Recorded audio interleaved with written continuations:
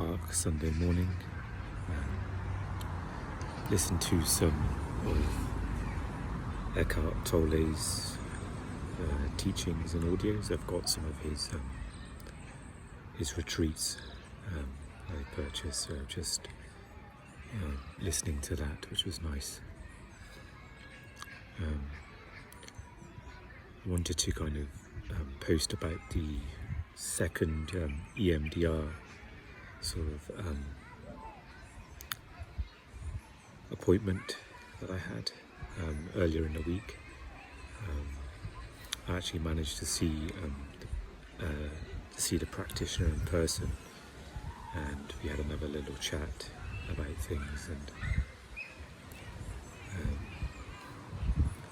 it was nice in one way because I had no expectations from it, and I already felt a little bit that EMDR may not be the right treatment for what I need. And I think as we talked, it kind of came to that conclusion as well, where he read out a list of sort of PTSD symptoms or scenarios, and many of them involved sort of violent sort of situations, sexual abuse, into quite big events, traumas, and even though mine didn't fit into it, he kind of acknowledged that trauma is there, but it doesn't fit in with the list we have in regards to the treatment for EMDR. So he did actually talk about other potential treatments related to depression. I don't know if it's kind of a CBT counselling treatment, and it's not something that I guess is offered when you first register with this service. So when I first register, usually they just offer CBT, and in this instance EMDR, and often EMDR is usually, I remember on the phone I was going through the initial assessment, I had to kind of almost fight to get EMDR a little bit, or get put on that list, and I've had sort of multiple sessions of CBT, and that's kind of, I've taken what I've been able to from that.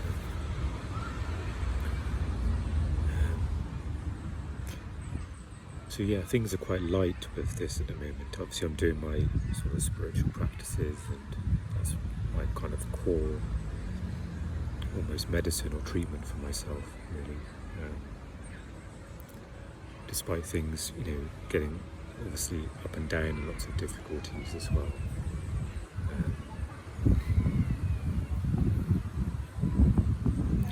So yeah, just in regards to that EMDR stuff, he's just going to maybe potentially refer me to the other possible, whatever kind of treatment it is. And again, I'll probably have to speak to that sort of therapist or practitioner about if I'm right for that, or if I'm in the right place. It's almost like a bit of a call centre when you go through to different operators and they say, oh no, that's not this department, it's that department. So it feels a little bit like that. And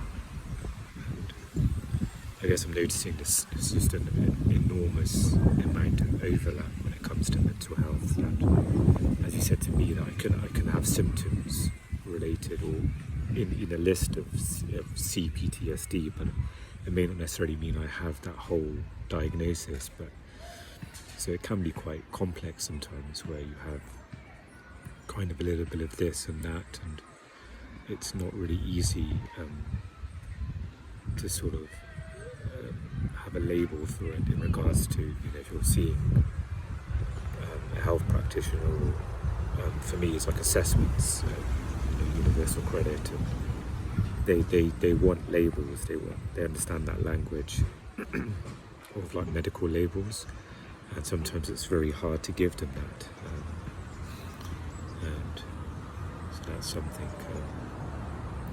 Just while I'm on that subject, I got a message from my universal credit sort of coordinator, I guess, and he said, he's chased up the assessment people to find out if that's still when that's happening, and they said it should be happening very soon. So it's kind of mixed feelings about that. Of course, I want to just be assessed and have that phase over with, regardless of what the outcome is. So, and as it gets close now, as he just said, you should be getting a letter for your post for your appointment date. So it's kind of suddenly being from relaxed when, being such a long time since I registered and to get reassessed again since the COVID stuff happened, where everything just, I think my whole profile got a bit reset, so I had to go through assessment again. And you get comfortable with the waiting, because you just feel like it's gone on so long, you can't really hold on to that sort of wanting it to be over feeling. You just get used to, okay, it's going to happen at some point, I'm not sure when, and you get used to that. So maybe some positive stuff on that front. I did have a really challenging Friday, and I wanted to sort of vlog before my counselling session on the Friday, or even afterwards as well, but I just felt, I think I listened to my body after the counselling session. I thought I just couldn't get myself to vlog, but there was just lots of low mood, and probably low in the sense of it was like it didn't feel like anything could sort of provide some comfort for me in that moment. Sometimes when I'm feeling very low, there are things that can kind of offset that a little. Whether it's think, okay, let's go for a long walk, I can structure my day around that. And at this time, it was just really a lot of it, like almost inertia feeling.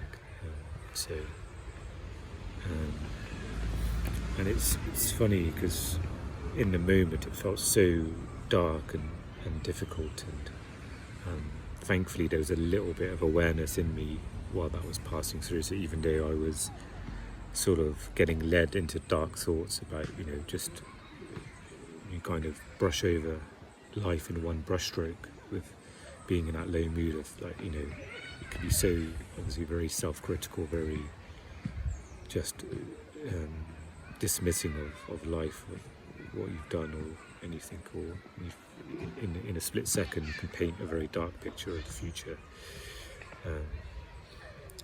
So I kind of try and sometimes see those things as like almost a passing sort of storm coming through. Like in the midst of the storm, you can just feel like it will last forever, or it's so hard to imagine that there's sunshine above it when it passes through, that will come back again. And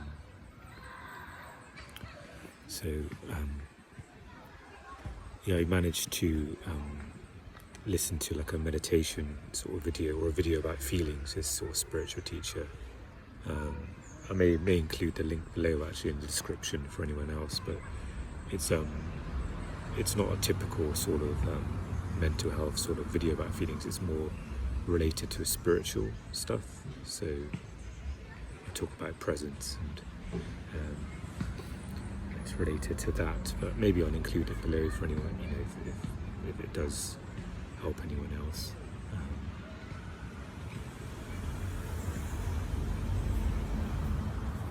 So the usual story about sleep. Woke up in the early hours and struggled to really sleep for any much longer. So maybe I'm feeling that when I'm feeling extremely exhausted, and it's a difficult phase, more extreme difficult phase of sleep. Sometimes I lie down in the daytime, so I may consider that just maybe very early afternoon, just to lay down for a little bit. That might be good. I did reach a shady bit of the park, but I think the sun is creeping across and I can feel it on me, so maybe that's a sign for me to go. I'm going to obviously naturally go back to the other bench where I've got the good reception, and can upload this. Maybe some intentions for the rest of the day. Perhaps do some recording. be good. I'm doing that now with this, but I guess with the podcast, I can record an episode. I think that would be really good for me to do. Food-wise, things are very simple. Sometimes on Sundays, I find it a bit more difficult to go to the supermarket, so whatever sort of basic stuff I have in my place, I usually just sort of make do. And because my IBS was playing up a bit, I bought like a tiger loaf. So I've been having just like very, I think on one of the days, maybe on a Friday, I just had like some toast with margarine and just very simple, light foods just to help with my symptoms. So I may just sort of have some porridge maybe when I get back and finish off the tiger loaf the rest of the day. Got some eggs as well to have. So yeah, that's taken care of food-wise. Yeah, maybe do some recording, maybe just have a bit of an easy day today. Maybe have to remind myself about burning out a little bit, and maybe getting out to the park, listening to the retreat is maybe giving that some weight and some acknowledgement. I'm sensing at the moment that the mind always wants to kind of always achieve more in a day sometimes. And it's like sometimes it's nice just to reflect and digest and absorb what has happened today. Just have that bit of spaciousness in that, so you're not always on to the next thing. It's kind of like, oh, I managed to do that today, okay. And then just maybe slow things down. I think that'll be good for me to not try to go in hyper speed mode. Although sometimes those thoughts come, ambitious thoughts come of, okay, let's do all this recording today, and not necessarily a bad thought, but it's making sure that I'm not just sort of following that thought without checking in with my emotional well-being and my needs. So having that balance, I think, is good, because sometimes I'm sure in the past it's happened where I purely listen to the thought, and it's enjoyable because the mind may feel a bit active. Maybe the old decaf coffee I had is getting me going. So the mind kind of goes into an active state of, okay, let's do all these things today, which is not a bad thing, but it's just making sure that for me, at least, it gets filtered through my physical energy, my emotional energy, and the balance of the day, where to have rest in the day as well. And all of that can sometimes get ignored when those sort of ambitious flows of thought energy come in. So yeah, I'm aware of that. So maybe recording a podcast episode, that would be good to do. And yeah, I'll see, and maybe take the afternoon as it comes. See if I maybe lie down for a bit as well. So funny enough, the shade is a bit of cloud cover. But yeah, I'm gonna migrate to the other bench and upload this, and yeah, maybe get back inside, enjoy some porridge.